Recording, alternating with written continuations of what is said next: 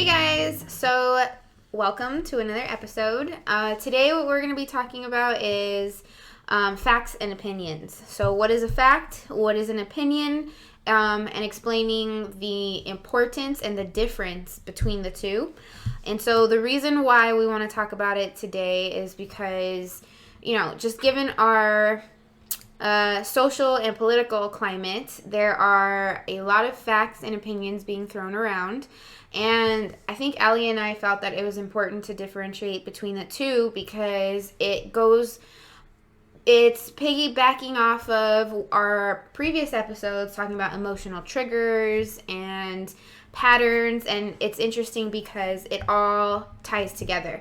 So when you're able to discern between a fact and an opinion, you're better able to make decisions for yourself, and you're better able to make the best decisions for yourself and, your family and your life and your loved ones. So that's what we'll be talking about today. Mm-hmm. And before we get into that, of course, we have our self-care tip of the day, which is kind of abstract. It's establishing boundaries. Mm-hmm. So establishing boundaries sometimes means saying no to things that you're not feeling and telling people what you're comfortable with. Mm-hmm. So let's talk about maybe an example of a time when we had to set boundaries. I'll go first. Okay. When I think about it, I used to have this friend. Mm-hmm.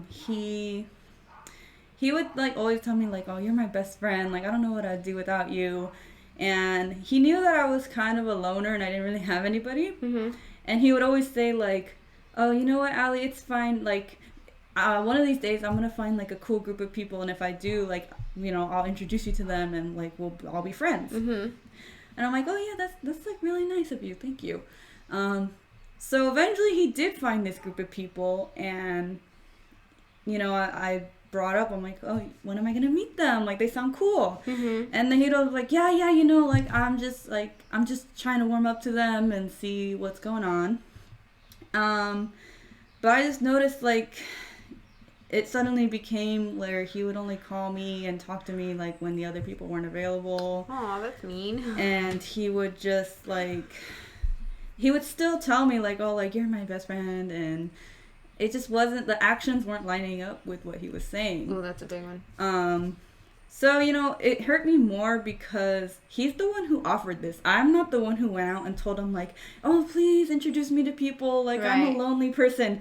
He's the one who offered that courtesy, so he kind of got my hopes up. So the way I established a boundary was me saying all right, stop counting on his words. Mm-hmm. That's a big one. Only when he actually shows me he means what he means, then I'm going to trust that he's saying it. Mm-hmm. So yeah, when he'd say I'm gonna introduce you, I just kind of brush it off okay, yeah, we'll see, and not get my hopes up. And eventually I did end up cutting off the friendship because I realized that's a big boundary. Yeah, it didn't feel mutual. Mm-hmm. I was there as a friend for him when he needed me, and I don't know, I was just with fair weather. He just wasn't fitting into your life, basically. Or yeah, so it was hard, but I had to just kind of protect myself from feeling disappointed and kind of used all the time. Yeah, that's a big boundary. Mm-hmm. People aren't, adding and helping to your life, and they're taking away from you, and they're making you feel bad. And mm-hmm. Yeah, that's definitely a boundary to establish. Yeah, and it's hard because you kind of value that little bit of socialness that you get mm-hmm. over the feelings, but then over time you realize this just isn't healthy. Yeah, and then not only that, but you're making room for healthy socialization. Exactly. Or healthy friendships and relationships. So mm-hmm. you're drawing the line, literally. Yeah, literally. Boundary. Yeah, so that's an example of a friendship boundary.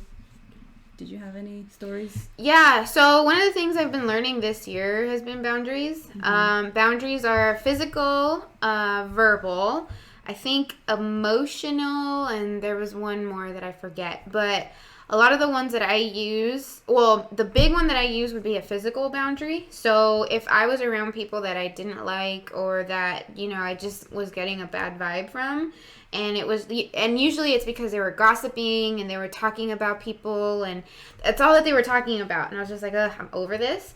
You just get up and walk away. You just get, you literally just, you can get up and walk away, and you don't have to say anything or do anything. And the place that I learned to do this was at work. Because at work, everyone gathers around the water cooler, and they talk about people and so, what they did on the weekend. And I just wasn't having it. So I would walk away, and I don't owe them anything. And it was very liberating to do. Mm-hmm. And, the one that I'm learning now, which is also extremely liberating, is verbal boundaries. Because I used to be so afraid, and I used to tiptoe and walk on eggshells because I didn't want to get people mad. And now it's different. Now I'm stating exactly what I need. I'm communicating what I need. So I'm creating this boundary of my needs to be met first, and then that way. Basically what we were talking about for the communication, right? Mm-hmm. So I've been communicating those boundaries and saying, I'm not going to have this conversation right now because I don't have the energy, but we can come back and revisit it when I do. And by establishing that boundary, I am protecting my energy. Yeah. So those are really big ones. And then, the emotional one, I think, goes along to what you were saying, where it's you're not going to let yourself feel like you're taken advantage of. And like you said, fair weather friends. Yeah. So, boundaries are extremely important for self-care. Yeah, another boundary I've had to exercise is physical ones.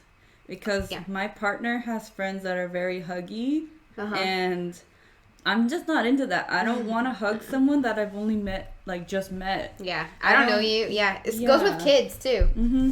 So I'm kind of lucky Corona's happening right now because people are more reluctant to, touch. Yeah. But before, I'd meet these people, I'd say hi, and then as we're leaving, they want to hug, and I'm like, no, I don't know you like that. I don't want to hug. Mm-hmm. Personal space. Yeah. And, that was one of the things, because as a kid, I was taught, you don't have to hug them if you don't want to. It's okay. And as a kid, I was taught, you don't know these people. It's fine.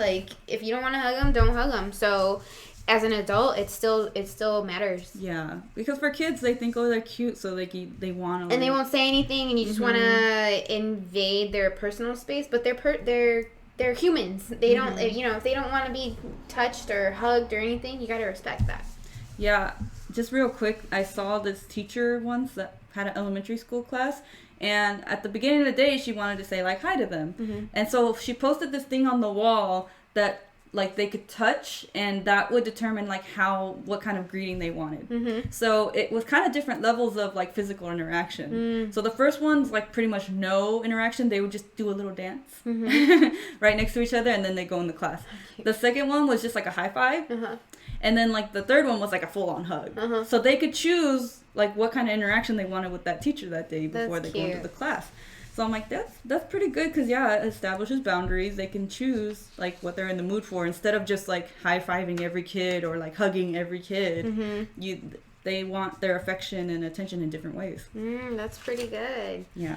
So, okay, that was our self-care tip. Yeah. It is a little abstract. There's nothing physical, but practice boundaries and see how it makes you feel. Usually, it's supposed to protect your energy. Mm-hmm. So, with that, we're gonna move on to our breathing affirmations. And because we're talking about boundaries, a lot of them are related to that. So, feel free to breathe along with us, and yeah. You want to read them off first? Should we read them? Oh. Yes. So the affirmations are, I create boundaries that protect and support me.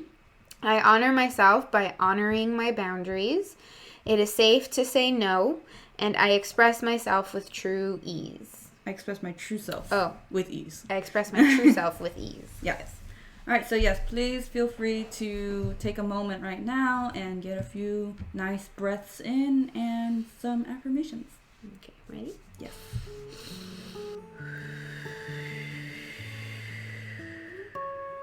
I create boundaries that protect and support me.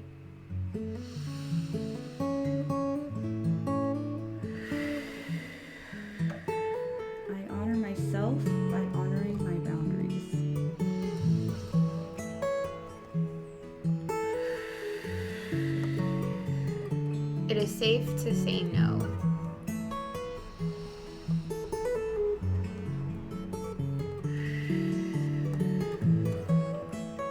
I express my true self with ease.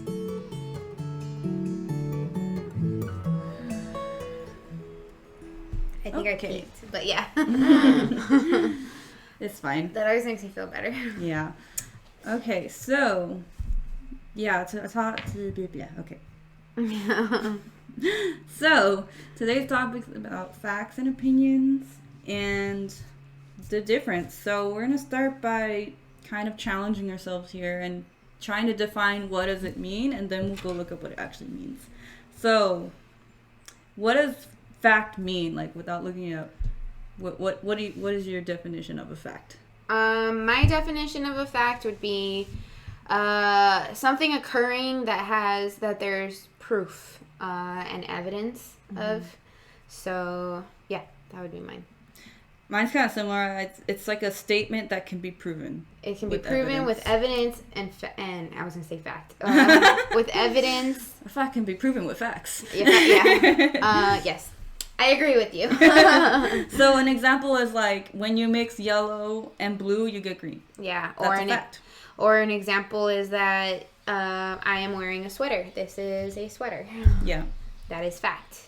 So the sky is blue. Yeah. What's an actual fact? Or not what's an actual fact. What is the actual definition? Okay, the definition, we use dictionary.com. Something that actually exists, reality, truth. Pretty simple. Yeah. So I think it's important to know that facts are always true, and it doesn't matter who believes it and who doesn't. Mm-hmm. And facts are also always true whether they're known or not known. So there's facts out there that we don't know, and there's facts out there that we will probably discover, but that doesn't make them not true just because we don't know or understand them. I will also say a fact doesn't make it not true if your feelings don't go with it. So I think there's been lines going on where it's like, I forgot.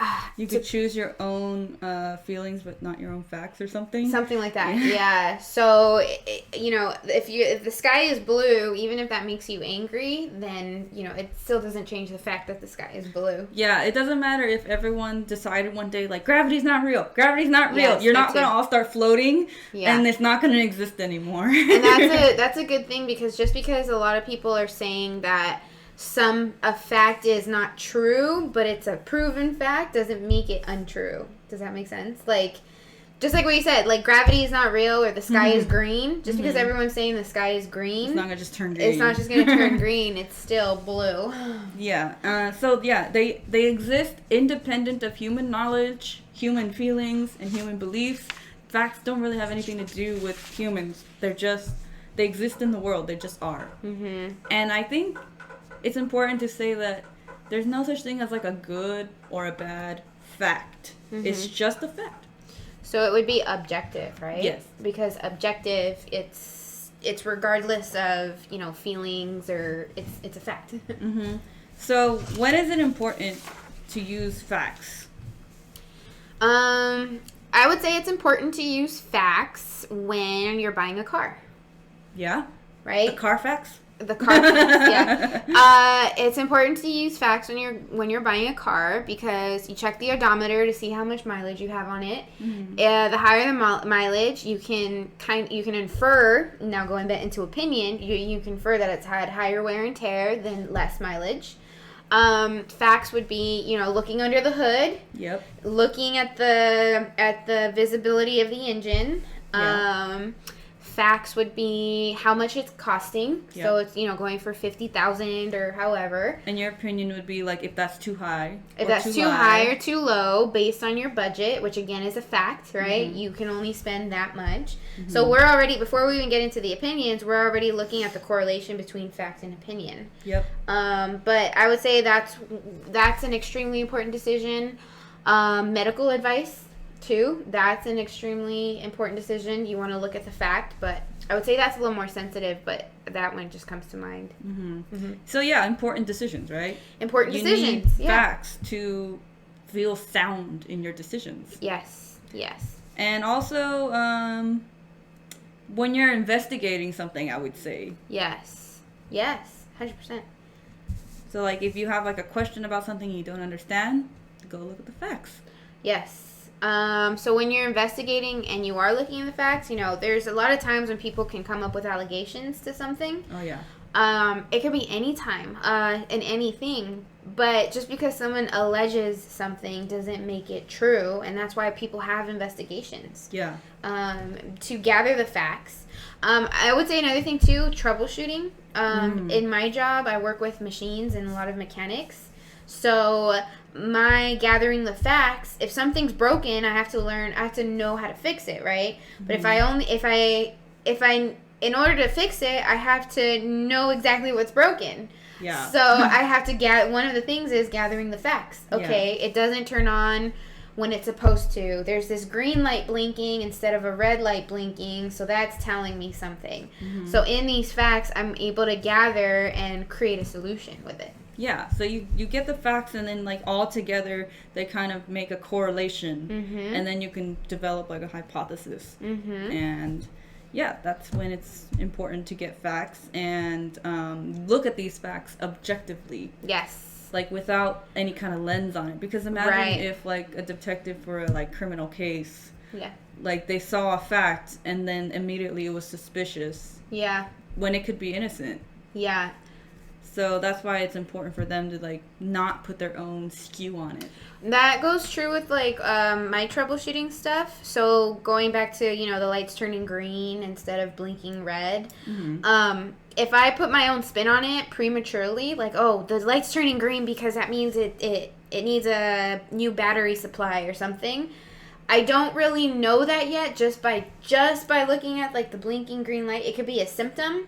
So if I prematurely give my spin on it or my opinion, I actually could be led on, like, this wild goose chase when the solution is over here, but I'm actually going this way. If I start thinking of, like, all these things that it could be. So you have to approach it with an open mind.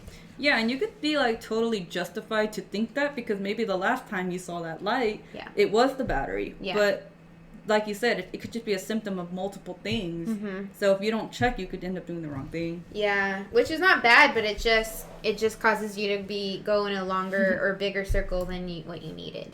Yeah. I would actually say, like, looking at the facts too, is when you're choosing a partner.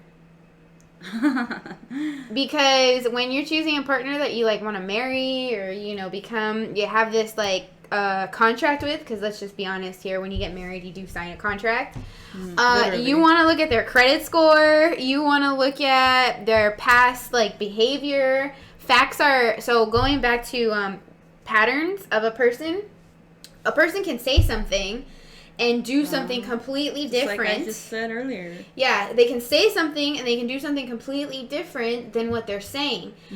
But the fact is what they did, right? Yep. So if you're saying, like, I hate sugar and I hate chocolate cake and I hate this, but then you eat the sugar and you're eating chocolate cake, it's like, wait, that doesn't correlate. How does that work? And then the fact is that they ate a chocolate cake because you saw them eat it with your own eyes. Yeah. So, I mean, that's just kind of a superficial example, but when it comes to choosing a partner, you want to know the facts, right? Before you decide to commit to the rest of your life with this person.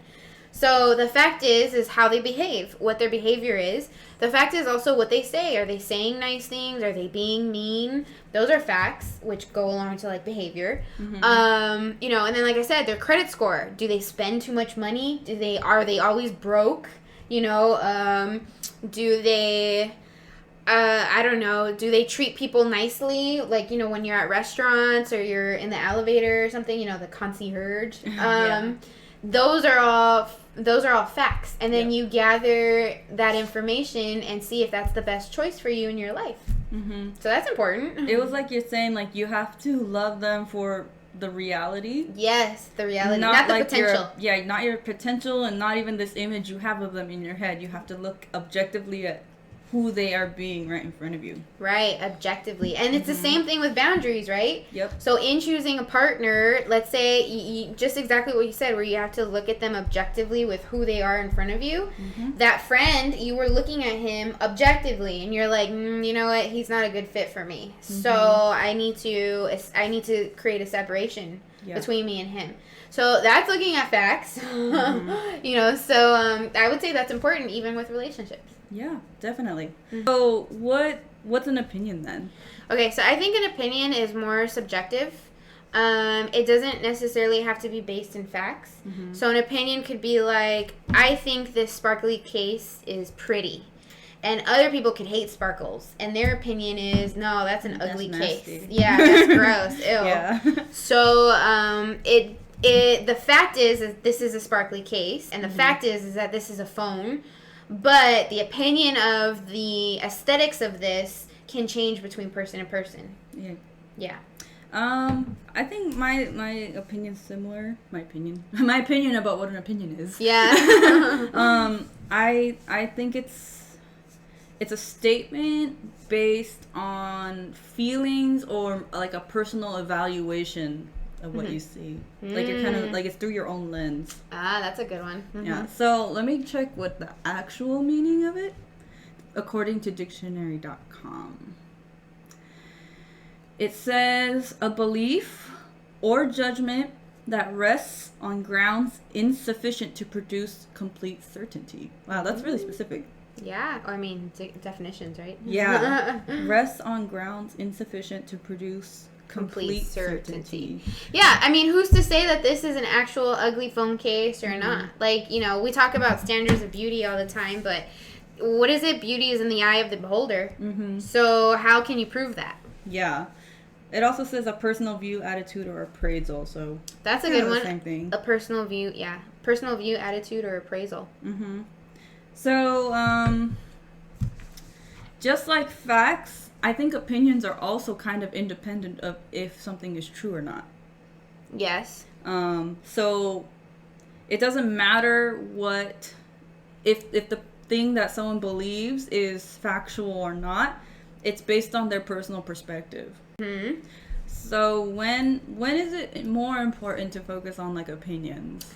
I would say, okay, so going back to like the medical one, I would think that's the most important one, where the doctor is a medical professional, and let's say like the worst case scenario, because this is like what I've seen before.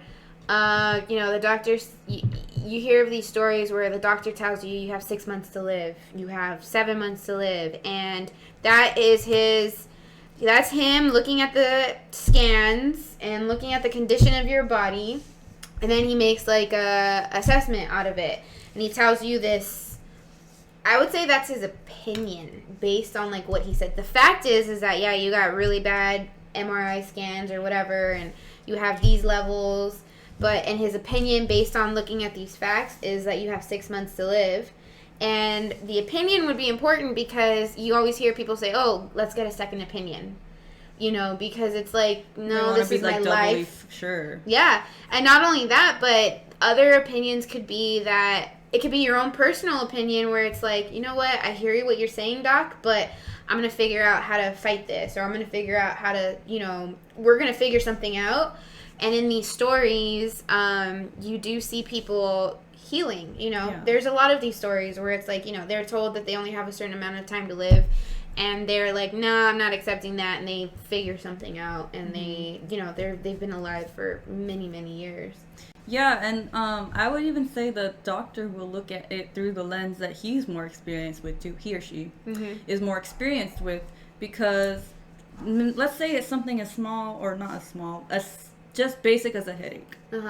Some person who's seen headaches and lead to like cancer, they'll be like, oh my god, you might have cancer. Yeah. Then another person, oh no, I've seen people with headaches, they usually have diabetes. Yeah. And like they'll mostly look at it through the lens they know. Yeah. So that's when you have a medical opinion, you're still looking at these same facts, but they're gathering an opinion based on what you said. They're what they've perceived often and what they know.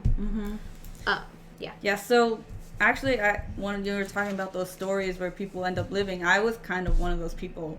When I was a baby, the doctors, well, so my mom noticed that when I fell asleep, I would do this twitching thing in my sleep. And she was very concerned because she had 2 kids already that never happened to. So she took me to the doctors, and they found out that I had a form of epilepsy. It wasn't like the normal kind. They called it nocturnal focal seizures that I would have. So that means it happened at night, and during my REM sleep, I would do the twitching, and then when I was coming out of REM, I would do it again. So, you know, in their medical opinion, they said, all right, you need to stop the seizures, you're going to have to put her on phenobarbital, and she's going to have to do this for the rest of her life. She's probably never going to learn how to ride a bike. She's probably never going to move out and live on her own. Yeah. So my mom did what they said for a while, and I was very doped up. Little baby. I didn't learn how to, I didn't really speak till much later. I didn't get potty trained till much later. And finally, after a while, my mom was like, she kind of used her opinion, you know, like, this isn't good. She took me off. And look at me now. I'm a normal functioning human adult. Yeah. And, you know, I'm lucky that she made that decision, because what they said might have been true had my mother not known her child and did what she thought was best. Yeah. So definitely that's when an opinion becomes really important. Yeah. Because, I mean, you can change the course of a person's life. Absolutely. So I would say, so medical opinions, and also I would think when you're having a really emotional discussion, it's probably best not to talk about facts too much. Imagine if I'm venting to you about my work, and then you're like, you have a job. You having a job is a fact, yes, but it's not helping me right now. If you're trying to vent to me, and I'm saying oh, but you got to be grateful because you have a job, and it's not really necessarily appropriate. And to be able to discern, okay, Allie's just trying to vent right now. Let's let her blow off some steam, and then when you calm down, then you're able to be more objective to look at the facts. And actually, that's what I do a lot. So when I'm angry or upset or triggered, it's too hard to look at the facts when I'm emotionally invested and upset. Yep. So what I have to do is I have to at least recognize that I'm emotionally upset, and I have to go calm myself down. And once I calm myself down, whether it's journaling or playing outside or whatever, then I'm able to go back and revisit the situation and objectively look at the facts and be like, okay, you know what? Maybe the person was just trying to help me at work. Maybe he didn't mean anything by it. And, I am very grateful to have this job. And it actually is really a good job. And, so that's when you're... Now, again, the fact is that you have this job. That's a good job. And then believe it or not, your opinions change on it once you're calmed down. Yeah. Because before I used to think it was the end of the world. And now it's it's not so bad. So opinions can change very often, but the fact remains is you still have this job. Yeah. So I will say that there's an analogy that was told to me. Gosh, I was really young when I was told this, but I don't know, I understood it. So you have 4 cars driving down the street. The first car is swerving back and forth, throughout the lanes, and it just looks weird. The other 3 cars are behind this swerving car, and they're looking at him. And one car, the driver of the car, wears glasses. So when he's driving down the street and seeing this car swerve, he's looking at the car and he's like, you know what? He probably forgot his glasses and he probably can't see. So that's probably what's going on. Then the next car that's there, they're usually a texter and they're usually on their phone, which is bad. But he's looking at that car and saying, that guy, he's probably texting, he's probably on his phone. That's probably why he's swerving. And then the third car who's driving down the street, he says, oh, well, I got arrested with a DUI once, and maybe he's drunk. Maybe he's drunk. So that guy, he's probably been drinking. So if you notice, these 3 cars are still observing that car swerving. That is a fact. They can see it swerving. But they're all putting their own lens on it because of their personal experiences that they've been through. And what's interesting is I had a conversation with a friend recently, and we actually looked at Trump's tweets. And what's interesting is that when we were looking at him, there was some where, for example, I think he had said one where it was like, don't panic. It was either his tweets or his statements. Mm-hmm. But he was saying, like, everything's going to be okay and don't panic. And I'm like, okay, well, that sounds sensible, right? Mm-hmm. Everything's going to be okay, don't panic. My friend was like, can't you see he's doing this narrative and it's going against this and blah, blah, blah. And, like, you know, he had his own take on it. Mm. And so that was one of my eye-opening ones, because it kind of seems, and this is why this topic is so important, is because we're all as a society looking at the same thing, mm-hmm. which is the mainstream media, which is people in positions of authority, things like that. Now, granted, you know, I'm not saying that I agree with everything said by any politician, but to be able to look at certain things objectively, you know, did he really see that? What is he saying? You know, everyone remain calm, don't panic. Yeah, like you said, that does sound pretty sensible. Mm-hmm. So what I found interesting is that we were both looking at the same thing, but we were disagreeing as far as like the meaning or the connotation behind it. Yeah. But the fact remains the same, is he did say that. Yeah. And the difference is our opinions on it. Mm-hmm. Our assumptions on why he said what he said. Yeah, like your beliefs. Like if you believe like he's a bad person, you're gonna assume that he said it out of like ill intention. Yeah, but then the question is well, did he say that? How do you mm-hmm. know? Yeah. So it goes back to the facts. Like, you know, how can you gather this from just one sentence? You kind of have to look at. That's why people say, like, you know, I hate to say this, but people always say, oh, look at the facts. Look at the facts. Mm-hmm. But what's interesting is that, like, going back to one of the big ones is the scientific community, right? Oh, the big hot topic is masks. Do they work? Do they not work? The media is telling you, look at the facts. Fauci's telling you, look at the facts. But what's interesting is that when you actually go look, people are they're creating all these studies, they're gathering all this evidence, and the community is actually divided. So when they tell you to look at the facts, both communities are looking at the same thing, but they're inferring different things from it. And mm-hmm. we're talking scientific professionals who have had years of schooling. Yeah. So I find that very interesting. Yeah. Yeah, there's actually, it's important to know the difference between what is evidence and what's proof.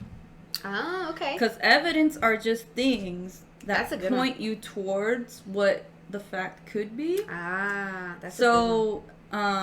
What's an example? Like Exhibit A and Exhibit B, and it's like a murder trial or something. Yeah. So, or like maybe if you're feeling sick and like you sneeze, the sneeze could be evidence that you have a cold, but it's not like proof. Ah, that's a good one. Yeah, the proof would be if they like take your blood or whatever and they find out like they have the like virus or something in you. That's concrete proof. Yes, you have a cold. You tested positive. Mm-hmm. But the evidence is all the signs and the symptoms that you experience. But it doesn't necessarily mean that you have the cold. Exactly. You could just it could be in a dusty area or allergies. Yeah. So I think that's kind of why the scientific community has like not come with like that's a good one. A solid answer for us, because they don't have proof that it's either way. They just have evidence that shows it. Like it could be one way or the other. And the way they interpret that evidence exactly could, you know, actually that's what adds to the divide, right? Because it's evidence, so it's looking at this, but they're again gathering their own opinion based off of it. Mm-hmm. But it hasn't been proven. Yeah. Dang, Allie, that's really good. Yeah. So the difference is the proof is like definite, like there's no question, this absolutely proves. Mm-hmm. Like, you know, in a criminal case, you have like them on camera. There's no doubt. Yeah. Like, we know it's you. We can see it's you. We saw it happen. This is proof. The evidence is like, well, we found like this weapon and it was near where you were, you know, like, yeah, that's evidence, but it's not proof. Oh, yeah, that's really important too, because, you know, you hear of people who get put away in jail based on evidence, and then 20 years later, there's new evidence that surfaces, and it turns out the person was innocent. Mm-hmm. So that's, even though there's evidence, it doesn't mean that there's concrete proof. Yeah, and I feel like we do that with even relationships too. Mm-hmm. Like, we can see someone who's just late all the time, and that's evidence to us, like they're poor at managing their time, or like they don't care about other people's time, but that's not really proof. Like, unless you see what it is that's actually making them late, you could find out, oh, it's because they somehow just hit every red light, like they're just unlucky, or I don't know, their baby was crying and they had to take care of them. Oh, that makes a lot of sense too, because I know we have a lot of conversations where, we talk about things, whether they're political or what's going on in our area, our community, and a lot of the times we talked about, like, how we don't actually know, right? Like, we're not a fly on the wall, and we're not there to see things happen. So while there's evidence that points, and there's evidence and, like, behavior that points to this reason as to why somebody did something, we still don't know 100% because we're not there. So there's always this, like, this question, and I think that actually is really important to have, like, this open mind, to know, like, the moment you kind of pigeonhole yourself into, like, one thing, and this is why it happened, and this is because of this and this and that, without actual proof versus evidence, then you kind of, like, limit yourself to other possibilities. And the fact of the matter is that you really don't know. Like, you don't know if you were there. And what's interesting is, like, going back to, I read a lot of articles, and they'll have a mix between fact and opinion, right? And I feel like it's more, it kind of seems like it's more rampant right now because we have an election year and things like that. Yeah. But you'll read an article and it says something like, this executive order was signed, and this is what the executive order does. That's a fact. You can find that on paper, on the website, wherever it is. And then the article will go on to say, oh, this is the most horrible piece of legislation that's happened. It's going to kill 100 jobs. It's going to do this. And it's just not right for the economy. It's not right for the country. Now, that is opinion. Yeah. Because somebody could be looking at that same piece of legislation and be like, oh, no, this is great. It's helping me. And it goes back to COVID, right? That's another example where COVID happened. That's a fact. Yes. The economy was shut down. That is a fact. Yep. The shutdowns and stuff. Now, whether COVID was good or bad, now that's interesting because a lot of people got rich from COVID. The response to COVID, right? The response to COVID, well... I mean, COVID isn't good or bad, right? I would say COVID is not good because people are getting sick. Yeah. But I guess, yeah, you're right about the response to COVID. You're right about that because we're not talking about the disease itself. We're talking about, like, the economy and the shutdown of COVID. Yeah. So as far as the response to COVID, some people will say, oh, it's the end of times and the country's going to, go down the drain. Other people are like, no, I'm getting rich from it. I invested in this vaccine company, and I invested in that, and look at all this. The rates are low, so let's buy it, So depending on who you talk to, they actually have a different idea or opinion about it. Yeah, for sure. So what kind of practical advice can we give people about how to distinguish between these two? Because I feel like the media and articles and stuff, they can blend it so well that sometimes you don't even catch it. Yes. It takes practice. The first one is watch your emotional triggers. If you read a headline and it triggers you emotionally, you got to put it down and you got to walk away because then you're not able to follow through on logical thinking. The moment you're triggered, you're not centered. So you're not able to distinguish between fact and opinion. And by triggered, I mean anger, fear, depression, all of the above. Second thing would be once you're able to read the headlines without being triggered, then you're able to read the article. When you read the article, it will always reference things done. So, I would say be on the lookout for adjectives and adverbs. Yes. And emotional words. And emotional words. Yeah. Facts don't have those things in them. Yeah. It's just X and Y. X happened to Y. Right. And saying that X, like, wrongly happened to Y, that's an opinion now. Yeah, that's very true. What else for distinguishing these things? Well, just like what you said, X happened, and so X is the thing, right? X is there was a rally, there was a speech, there was a legislation signed, there was a video, there was something. Mm-hmm. So that is concrete. Yeah. I would even say be careful because, I'm going to make the obvious, Trump said this, right? Mm-hmm. And what's interesting is the media will take a snippet of what he said and take it way out of context. Mm-hmm. So the fact here is that Trump held a speech or Trump held a rally or something. Now, what the person has to do is they have to go look at the full speech and the context of it. I don't know, like what I'm trying to point out is that that's where that's the tricky part there. Yeah. Because it's so intertwined. Yeah. So when you see that speech and like what the news article says, then the news article will be like, this is horrible, this is what he thinks, this is a blatant blatant racism, blatant discrimination, blatant whatever. Now the article is actually adding to the opinion. Yeah. Whether that is true or not, you have to go look, well, did he really say that? Is that what he was talking about? What exactly were the words that he used? And it sounds a little convoluted, but you're right. And it's really easy sometimes to be like, okay, well, X happened. And then they're describing X. The description of X is the opinion. X is black and white, concrete. But then you start melding those things together and it can get tricky. Yeah. So I'd say, like, I guess when someone tries to derive a conclusion from some facts. Yeah. So, like, even if they include a scientific study that says, like, oh, studies have shown that this and this happens when this happens, and then you got to look out for the so therefore that means this. That's a good one. Yeah.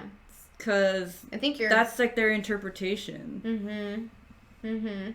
I think you're more clear on it than I am because I'm the type of person who really likes like concrete, practical, like what is it to look for? What are the red flags?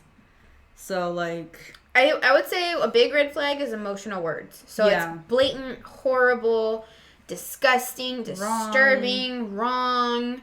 When you start seeing those in an article or any piece, then that's a red flag. Like, that sounds like an opinion to me. Yeah, for sure. Yeah, that's a big one. And... yeah, I think nowadays it's almost impossible to find a news outlet or news article place that doesn't do this. And I would also say, if you read a headline and it triggers you, that's like an emotional opinion. If it was a fact, like, it would just be objective. It would just be objective. So if you find yourself emotionally triggered, ask yourself why you're emotionally triggered and what made you that way. Because then that will actually give you clues as to the context of that headline and the article. And like I was saying, I think, I forget what episode it was, maybe Fear, where like, if the news said everything objectively, it would be boring. Yeah. People wouldn't listen to it. Like, today, on this day, at this time, this happened. It's like, oh, okay. Yeah. So the way that, they get things moving and like people watching is by saying, this happened here and oh my God, I can't believe this happened, like stuff like that. So yeah, it's very intertwined nowadays. So it's very important that people pay attention to this. Yeah, I did see a video too, just really quickly. It was a perspective video. So it showed an event happening from multiple camera angles.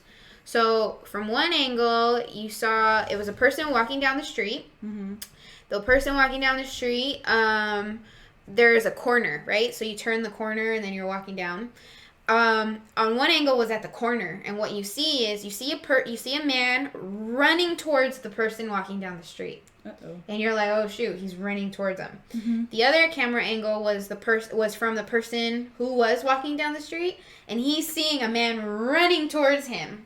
So you kind of think like, oh no, like what's gonna happen? He's gonna get beat up, or he's gonna, Oh yeah, that doesn't seem right. Yeah, it doesn't seem right. Then what you have is the camera angle zoomed out, and you see the man running down the street, and he pushes the other man. right? And you're like, oh no, the man who's running just pushed this man. But then it zooms out even more, and it's the same scenario, but this time, instead of just seeing, like, the street, like, the big picture, you actually see an overhead awning full of, like, he was walking under scaffolding, and there was bricks, and the bricks were gonna fall on the man. Oh. So the man who's running down the street was trying to save him. Oh my god. But you see this 1, 2, 3, 4 camera angles, and from each angle you get a different context.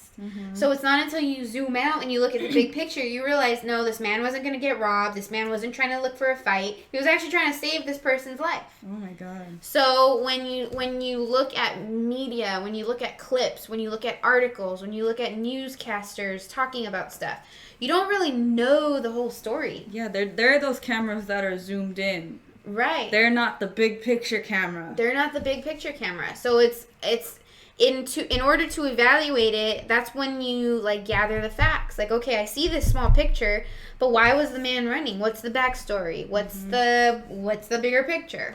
Yeah. So to be cognizant and to be aware of that, and then to be aware of your emotional reactions to things, just like what you said, the media is meant to incite these feelings in you so they can sell. So if they're inciting the feelings within you, they're doing their job. Yep. And it may not be to the benefit of the person who's getting triggered. So it's really important to watch out. I think that's probably a time when opinions can be important, because what if those cameras weren't there? You'd have maybe a person, one, who sees the guy with running, and then another person who sees him going around the corner. And then that one person who saw it from far away could be the person who said, no, like, that thing was about to fall on him. Like, he pushed him. Yeah. So that'd be a good time to where, like, stories and opinions and, like, eyewitnesses, I guess, would be important to context. So I'm not saying that, like, we should dismiss opinions and only look at facts, because it's a intertwining. It's like, yeah, we're talking about why both of them are important. Right. Because they are. Yes. So that's all the time we have today. Thanks again for hanging out with us, and we will see you on the next episode. Bye. Bye.